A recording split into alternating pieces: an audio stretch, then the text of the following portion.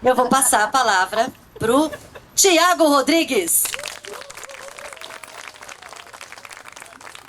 O Gleison puxou a fila aqui para ficar em pé, né? Se eu ficar sentado aqui vai ficar diferente. Mas não, eu posso falar em pé também, não tem problema. Vai querer falar em pé ou sentado, Fabrício? Não, então tá bom. Então eu vou ficar em pé também para não ser o único diferente. Bom, primeiramente agradecer a Deus a oportunidade de estar aqui hoje. Essa história que eu vou contar e eu vou tentar resumir aqui numa timeline, ela passa primeiramente por duas pessoas, uma delas está aqui, minha mãe. Obrigado por tudo. Obrigado por toda a construção no meu caráter, no meu desenvolvimento, os meus valores. E passa por você e pelo meu pai, que não está aqui, porque o evento é exclusivo às mulheres. Mas faço questão aqui de agradecer e registrar esse agradecimento. Então essa história, ela começa passando por eles em 1962, quando nascem Maria de Fátima Ferreira Rodrigues e Márcio Rodrigues de Moraes. Foi uma família essencialmente mineira. Minha mãe só foi em Patos de Minas nascer, mas a família já residia em Unai. Meu pai também nasceu em Unai, assim como eu sou nascido em Unai. E nasci no dia 4 de dezembro de 1983. E desde então, uma história que iniciou numa fazenda. Meu pai, quando perdeu meu avô, faleceu, e aí eu vou tentar fazer alguns links aqui com as mulheres que participaram disso tudo, né? E aí eu não poderia deixar de citar minhas avós. A minha avó materna, mãe de 11 filhos, então uma guerreira. Minha avó paterna, mãe de 3 filhos, mas viúva muito nova. E nessa viuvez, meu pai, com 18 anos, deixa os estudos aqui em Brasília e retorna para Unai para assumir a fazenda que até então meu avô tinha lá e tentar fazer esses negócios rodarem. E foi uma dedicação de mais de 15 anos investidos em tempo nesse negócio. E inicialmente, né, mãe, uma vida de muitas dificuldades. Então, geladeira a gás, televisão ligada na bateria do carro. Era uma casa onde não tinha energia elétrica e com muito esforço construiu-se uma nova sede, uma nova casa na fazenda e aí sim já com um conforto melhor. Mas meus pais, dentro da sabedoria que sempre tiveram, viram a necessidade de tirar eu e meu irmão de Unai, uma cidade de interior pequena e que talvez não desse as oportunidades que a capital traria para nós. E viemos em 91 para Brasília. Eu com 7 anos de idade, meu irmão com 4. E 13 anos do relacionamento dos meus pais foram minha mãe aqui em Brasília, comigo e meu irmão, e meu pai indo ao Unai, voltando só aos fins de semana. Então eu tive essa relação distante com meu pai, apesar de todo o orgulho que eu tenho, mas ele não pôde acompanhar pelas escolhas que ele fez e tudo na vida, acho que passa por essas escolhas. E minha mãe 100% dedicada aqui com a gente, fazendo a formação minha e do meu irmão.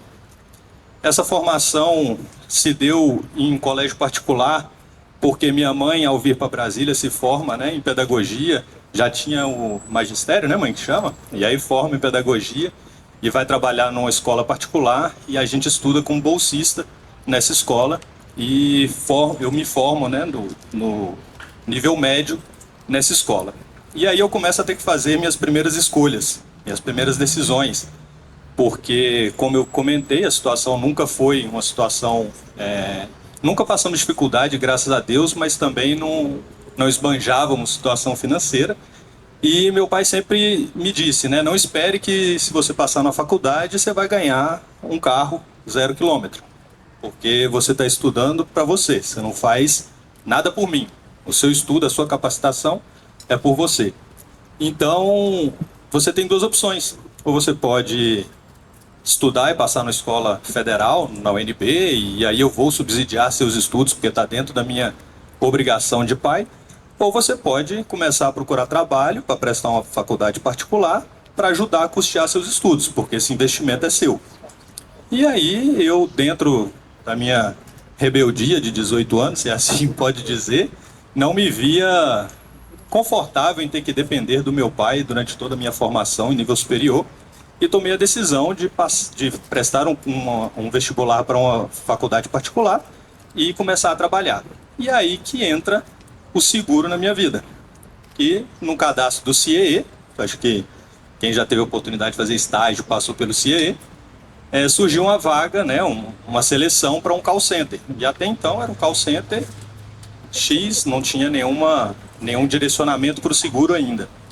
E aí o processo de seleção foi feito pelo Valdir, do BRB, na época, e a gente ingressa nessa jornada do seguro em 2003, e eu tenho minha primeira gestora. Então, a Vânia foi a minha primeira gestora no call center da Call Tecnologia, enquanto call center de vendas do BRB. E ali eu fiquei por 2 anos e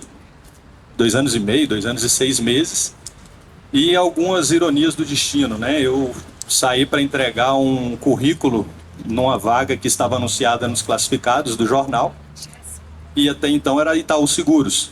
Só que o endereço era do nosso colega de mercado, Dorival. E aí entrei no CAR da Itaú, no Centro de Atendimento Rápido da Itaú, que era na 508, muito próximo da corretora do Dorival. Aí vocês estão, né, procurando um profissional, vim deixar meu currículo. Não, a gente não está com nenhuma vaga no momento. Não, mas tinha uma vaga no jornal. Eu falei, não, você deve estar confundindo, deve ser mais aqui para frente, tem uma corretora. Eu falei, mas eu posso deixar ainda assim meu currículo aqui? Não, deixa, se tiver alguma oportunidade a gente te chama. E aí fui lá pro Dorival, entreguei o meu currículo para ele, fiz a entrevista. E o Dorival, quando soube que eu estava fazendo, e aí depois o Itaú acabou me convidando para um processo seletivo para o CAR. E o Dorival, saber que eu estava participando desse processo, prontamente interrompeu toda e qualquer proposta que ele estava fazendo para mim e falou, vai para Itaú Seguros, porque eu não tenho condição de te dar aqui na corretora o que a Itaú pode te promover em termos de carreira. Então eu tenho uma gratidão enorme ao Dorival por isso, porque ele abriu mão de reter um profissional pelas oportunidades que eu teria no mercado. E aí em 2005 eu ingresso para a equipe da Itaú Seguros no Centro de Atendimento Rápido, e aí só corrigindo um pouco, eu era analista de sinistros, não de sistemas, então passei por toda a regulação, atendimento ao cliente, abertura de sinistro. E aí, quem me contratou na Itaú para o CAR foi a Alexandra. A Alexandra, minha outra gestora, ficava em São Paulo, a gente reportava para São Paulo, mas a segunda gestora que eu tive dentro da minha carreira. E a área de sinistro era embaixo, a área comercial em cima. Na época compunham a equipe comercial aqui em Brasília, acho que alguns vão lembrar do nome, a Mauri e a Regina. E depois do Adriano, quem assumiu a regional foi a Silvia Bernardes. Kennedy foi meu colega de Itaú, teve oportunidade de trabalhar com ela também. E foi a pessoa que me promoveu para a área comercial. Então, em poucas vindas a Brasília, observando o meu atendimento no sinistro, ela me fez o convite para integrar a equipe comercial do Itaú, se eu teria essa disposição para esse desafio. E assim eu entrei no lugar da Regina e compus a equipe junto com a Mauri e o Sérgio Pires na época. E aí o Kennedy estava lá em Goiânia, nós éramos pares, né, Kennedy? E com o falecimento da Silvia Bernardes, a companhia passou pelos processos de sucessão e o Kennedy foi meu gestor nessa época, né? Então eu respondi para o Kennedy durante esse processo até o momento em que a gente passa pela primeira fusão e entra a Itaú Unibanco. E aí, em pouco tempo de área comercial, eu já estava atendendo 2 companhias. E aí, depois, um ano, em 2009, a Porto compra toda essa operação e a gente vai para o chapéu da Porto, onde eu fico até 2015 como gestor comercial, atendendo os corretores aqui da região. Então, alguns corretores aqui tive a oportunidade de atender pessoalmente. Tem colegas da Porto que ainda estão lá, né, Mari?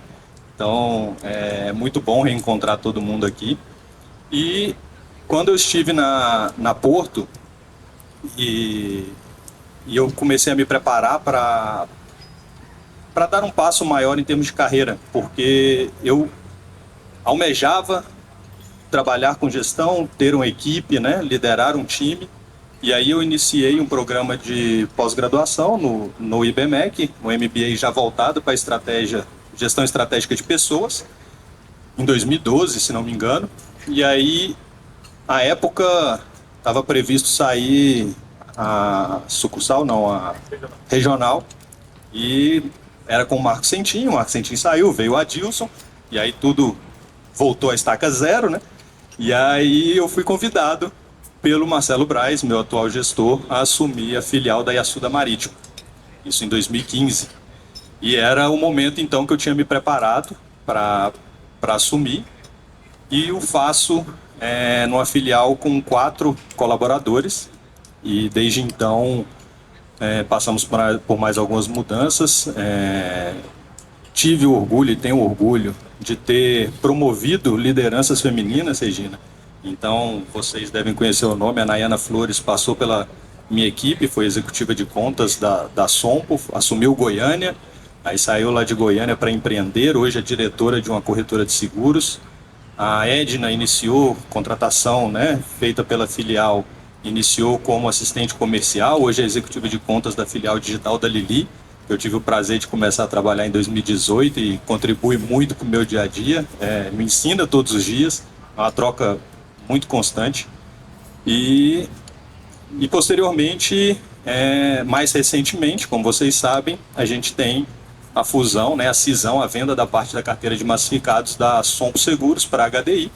E nesse processo eu passo pela minha 9ª bandeira em companhia de seguros, assumindo a HDI aqui na filial Brasília. A cisão ocorreu dia 24 de agosto de 2023 agora, e aí passo a integrar minha equipe mais 3 pessoas, a Tainara, a Verusca e a Camila, além do Cristiano que veio comigo. Nesse meio tempo, e aqui no nervosismo eu acabei esquecendo, né? Mas em 2013 eu me caso com a Fabiane, minha esposa, então são 10 anos de casados. A gente comemorou 10 anos agora dia 25 de agosto.